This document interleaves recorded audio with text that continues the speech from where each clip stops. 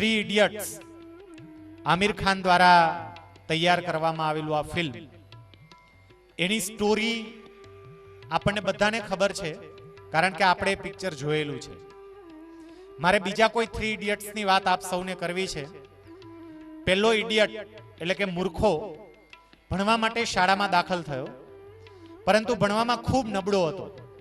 એમના શિક્ષક એમને ભણાવવા માટેનો ખૂબ પ્રયત્ન કરે, સમજાવવા માટેનો ખૂબ પ્રયત્ન કરે, પણ પેલા છોકરાને કંઈ સમજાય જ નહીં. એ જ્યારે બીજા ધોરણમાં અભ્યાસ કરતો હતો એ વખતે એના શિક્ષકે એના વાલીને સ્કૂલે બોલાવીને એવું કહ્યું કે તમારો આ છોકરો હવે આગળ ભણી નહીં શકે, જીવનમાં આગળ વધી શકે એવી કોઈ લાક્ષણિકતાઓ એનામાં દેખાતી નથી. તમે આમને ઘેરે લઈ જાઓ, અમે આમને ભણાવી નહીં શકીએ. આ અક્કલનો ઓથમીર છે, બુદ્ધિનો બારદાન છે. એમ કહીને એને બીજા ધોરણમાં સ્કૂલમાંથી તગેડી મૂકવામાં આવ્યો.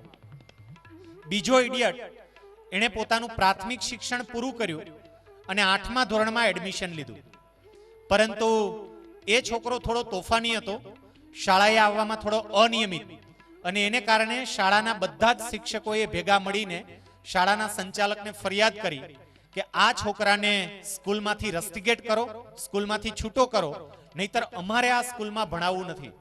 શિક્ષકોની આ ફરિયાદને કારણે એ છોકરાને 8મા ધોરણમાં સ્કૂલમાંથી રસ્ટિકેટ કરવામાં આવ્યો.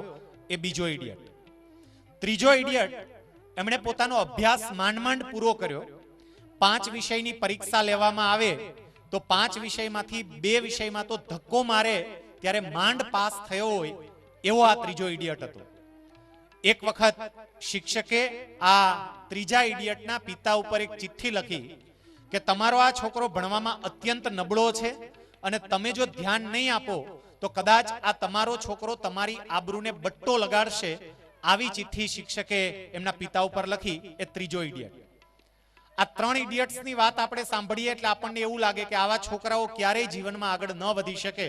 પણ આપ સૌને જાણીને આશ્ચર્ય થશે કે જેમને બીજા ધોરણમાં તું બુદ્ધિનો બારદાન છો, ભગવાને તને બુદ્ધિ આપી નથી એમ કહીને કાઢી મૂકવામાં આવ્યો. એ વ્યક્તિ એટલે આ દુનિયાનો સૌથી બુદ્ધિશાળીમાં બુદ્ધિશાળી માણસ અલ્બર્ટ આઇન્સ્ટાઈન, જેને 8મા ધોરણમાં તું તોફાની છો અને તું શાળાએ નિયમિત આવતો નથી એમ કહીને સ્કૂલમાંથી કાઢી મૂકવામાં આવ્યો. એ બીજો ઇડિયટ એટલે આ વિશ્વનો સૌથી પૈસાદારમાં પૈસાદાર માણસ બિલ ગેટ્સ, અને જેમની 5 વિષયની પરીક્ષા લેવામાં આવે તો 2 વિષયમાં ફેલ થતો હોય એવો એ ત્રીજો ઇડિયટ કે જેના પિતા ઉપર શિક્ષકે ચિઠ્ઠી લખી હતી તમે ધ્યાન નહીં આપો તો કદાચ તમારી આબરૂને બટ્ટો લાગશે. એ ત્રીજો ઇડિયટ એટલે આ વિશ્વનો સૌથી લોકપ્રિયમાં લોકપ્રિય માણસ મોહનદાસ કરમચંદ ગાંધી, મહાત્મા ગાંધી. આ 3 ઇડિયટ્સની વાત આપણે સાંભળીએ એટલે આપણને સ્પષ્ટ થાય કે વિદ્યાર્થીઓની અંદર ન કલ્પી શકાય એવી શક્તિઓ છુપાયેલી હોય છે. જરૂર હોય છે માત્ર યોગ્ય વાતાવરણની.